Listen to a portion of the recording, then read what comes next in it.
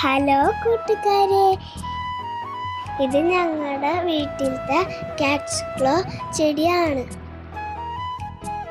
ഇത്തവണ കുറെ പൂക്കളുണ്ടായി. എല്ലാ പൂക്കളും വീഴുന്നപ്പോൾ കാണാൻ നല്ല ഭംഗിയായിരുന്നു. ഒരു ദിവസം നോക്കിയപ്പോൾ ഒരു കിളിക്കൂട് കണ്ടു.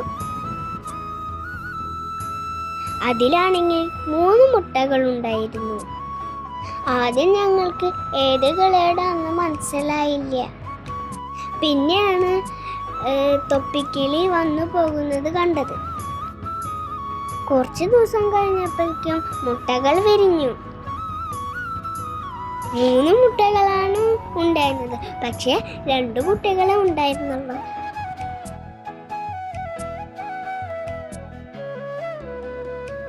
അവർക്ക് അമ്മക്കിളി തീറ്റ കൊണ്ടു കൊടുക്കാറുണ്ട്.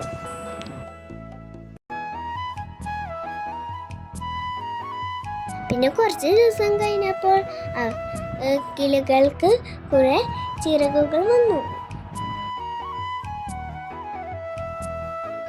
അങ്ങനെ അവർ വലുതായി അമ്മയോടൊപ്പം പറന്നുപോയി.